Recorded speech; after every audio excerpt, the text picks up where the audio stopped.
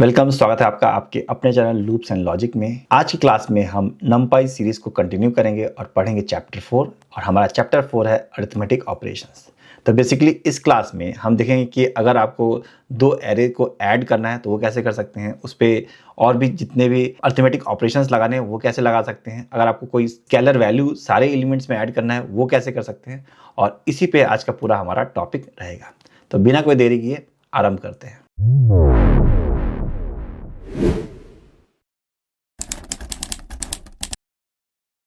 Arithmetic operations क्या होता है, चलिए एक एग्जांपल लेते हैं और इसके थ्रू समझते हैं कि हमारा अरिथमेटिक ऑपरेशंस होता क्या है। सबसे पहले हम नमपाई इंपोर्ट करेंगे, दो एरे बनाएंगे np1 और np2 और उनको हम एडिशन, मल्टीप्लिकेशन, बाकी सारी चीज़ें हम उस पर करेंगे। तो सबसे पहले हम करते हैं,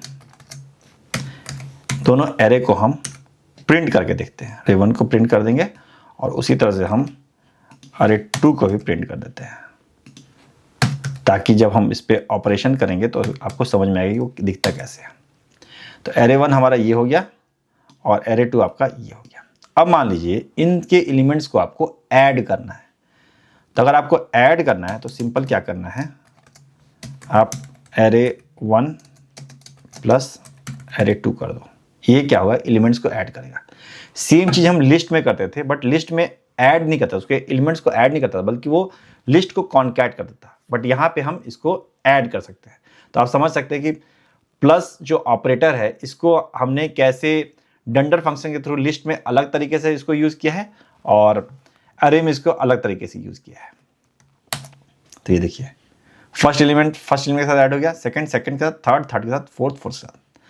अब आप अगर मान लो शेप है, अगर वो डिफरेंट दे देते हो तो क्या होता है। तो मान लो एरे 2 की जगह पे मैं एक एरे देता हूँ 1,2। तो एरे 1 का शेप है 4 एलिमेंट्स का और इसका 2 एलिमेंट्स का, तो क्या होता है, तो ये देखिए ये एरे दे देगा, क्या बोलेगा, operands could not be broadcast together with shape 4,2। तो इस तरह से ये वर्क नहीं करता है। सिमिलरली आप प्लस की जगह अगर आपको माइनस करना है तो आप माइनस कर सकते हो, तो क्या उसमें से माइनस कर देगा। सिमिलरली अगर आपको मल्टीप्लाई करना है तो कर सकते हो। तो इसी तरह डिवीजन, मॉडुलो, पावर जो करना है सब आप कर सकते हो। यहाँ पे जस्ट हम अगर पावर करना चाहें तो वो भी हो सकता है। 10 to the power 1 10, 20 to the power 2 400। तो ये देखिए कैसे एक्सपोनेंशियली बढ़ रहा है। तो ये जितने भी ऑपरेशंस हैं ये सारे वेक्टराइज्ड ऑपरेशंस हैं, मतलब कि ये ईच एलिमेंट, सारे एलिमेंट्स पे ये अप्लाई होता है। तो इंस्टेड ऑफ आप दो एरेज को ऐड करने की जगह आप इसमें स्केलर वैल्यू भी ऐड कर सकते हो। तो अगर आप चाहते हो कि एरे 1 में सारे एलिमेंट्स में आप 5 ऐड करना, तो सिंपल क्या करो, इस एरे की जगह पे आप 5 दे दो। ये स्केलर वैल्यू हो गया, वेक्टर वैल्यू नहीं रहा। तो सारे एलिमेंट्स में इसने 5 ऐड किया। तो प्लस उस तरह से काम करें कि आप उसको एरे पास कर रहे हो या स्केलर पास कर रहे हो, उसके बेसिस पे वो एडिशन करता है। तो अभी हमने अरिथमेटिक ऑपरेशंस करने के लिए हमने ऑपरेटर्स का यूज़ किया था, बट हमारे पास फंक्शंस भी है जो नमपाई हमें प्रोवाइड करता है, और अगर आप उसको यूज़ करोगे तो वो ज़्यादा इफिशियंट है ऑपरेटर्स की तुलना में। तो उसको देख लेते हैं। तो मान लो कि हमारे दो एरेज हैं ये, अब आपको इसमें ऐड करना है। तो ऐड करने का सिंपल सा फंक्शन है हमारे पास, ऐड फंक्शन, प्रिंट np.add, और इसमें हम अपने दोनों एरे पास कर देंगे।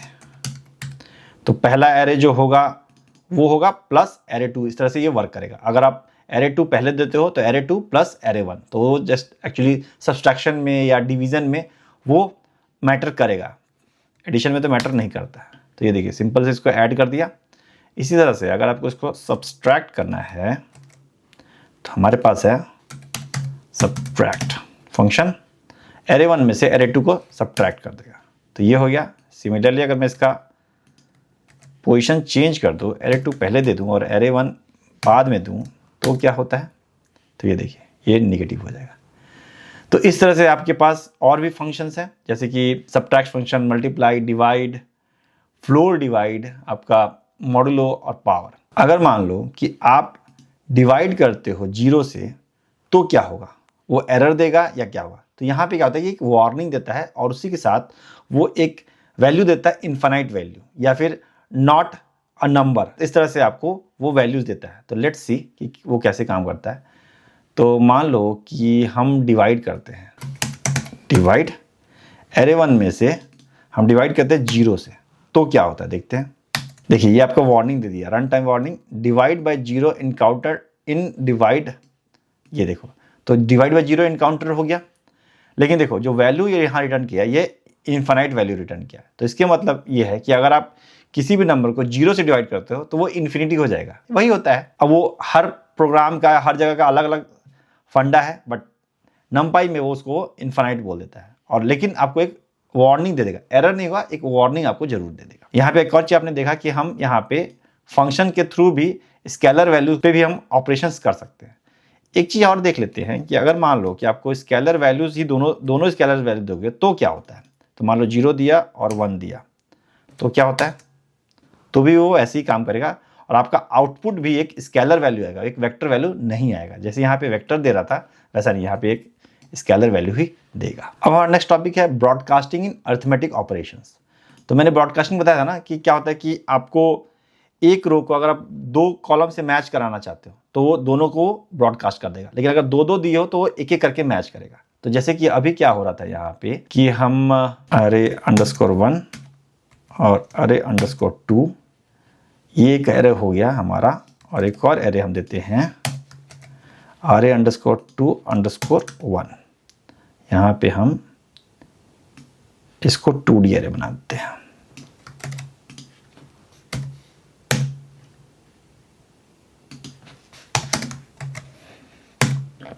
और सारे जगह हम इसमें नेगेटिव डाल देते हैं।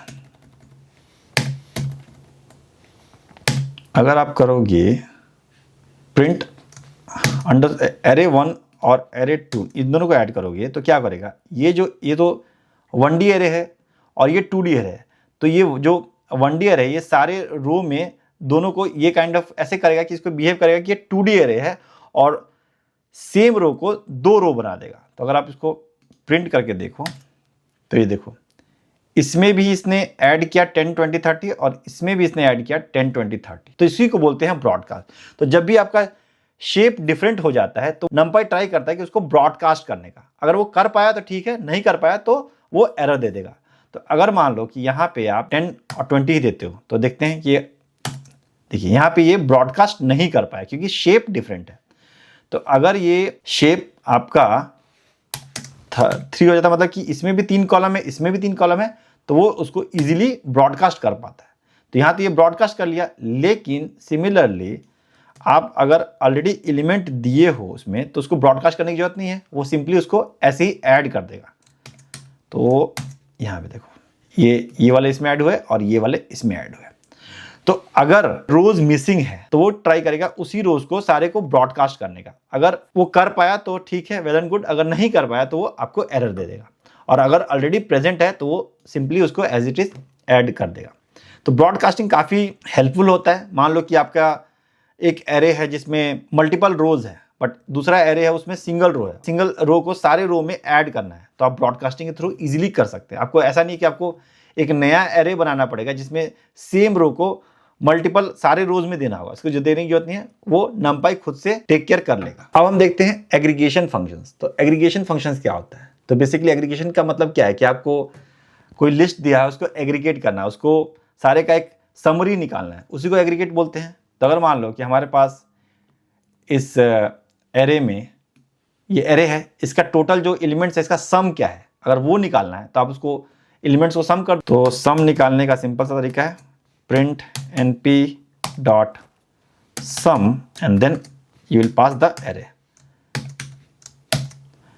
तो ये देखिए, तो ये आप समरी निकाल सकते हो। उसी तरह से अगर मान लो आपका इसका मीन वैल्यू निकालना है कि भाई जो एलिमेंट्स दिए इसका मीन क्या है, तो उसके लिए हमारे पास एक फंक्शन है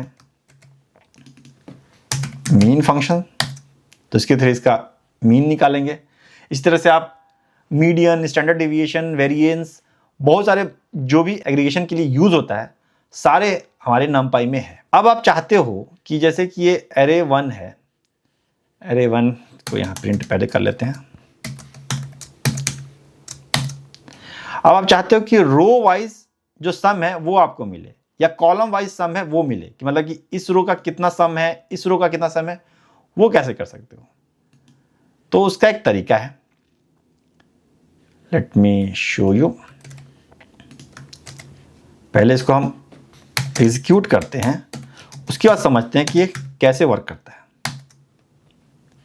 तो ये देखिए, पहले वाला जो रो है उसका सम क्या है, 6 है, और जो दूसरे वाला रो है उसका सम कितना है, 15 है। तो आपको बताना था कि किस एक्सिस पे आप सम कर रहे हो। तो एक्सिस मतलब कि अगर इसको आप 2 डायमेंशन में देखो, अगर आप इसको पेपर पे एक आप इसको लिखो, तो एक होगा, एक एक्सिस ये हो जाएगा जो रो का है, और एक एक्सिस ये हो जाएगा आपका कॉलम का है। तो जो कॉलम एक्सिस है उसको बोलते हैं हम जीरो। तो अगर आपको कॉलम पे समरी निकालना है तो आप एक्सिस 0 दोगे, अगर आप रो पे समरी निकालना है तो आप एक्सिस 1 दोगे। उसी तरह से अगर आपको डेप्थ पे निकालना है, वो 3D एरे हो गया, और डेप्थ पे निकालना तो उस समय एक्सिस 2 होगा, और 4D होगा, और आपको उसका एक और डेप्थ पे जाना है तो वो होगा एक्सिस 2। तो जैसे जैसे आपका डायमेंशन बढ़ता जाएगा, एक्सिस की वैल्यू भी बढ़ती जाएगी। लेकिन ये याद रखिए कि हमेशा जो 0th एक्सिस होता है वो कॉलम का होता है, रो का नहीं होता है। रो का 1 होता है, डेप्थ का 2 होता है। इस तरह से अगर आप इसको थोड़ा सा समझ लोगे तो ये ईजी हो जाएगा आपको कैलकुलेट करने में।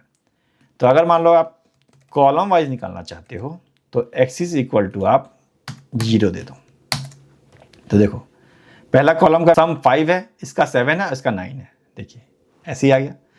तो इस तरह से आप एक्सिस पे भी अपना समरी निकाल सकते। इन 2 एग्रीगेशन फंक्शंस के अलावा भी बहुत सारे एग्रीगेशन फंक्शंस हैं जो आपको स्क्रीन पे दिख रहे हैं। ये सारे आप यूज कर सकते हो numpy में। तो ये था हमारा चैप्टर 4। काफी छोटा चैप्टर था लेकिन काफी इंपॉर्टेंट चैप्टर है। अरिथमेटिक ऑपरेशंस आप अगर करोगे आगे चल के, किसी भी फील्ड में जाते हो, अरिथमेटिक ऑपरेशन और एग्रीगेशंस आपको काफी जरूरी होता है करना।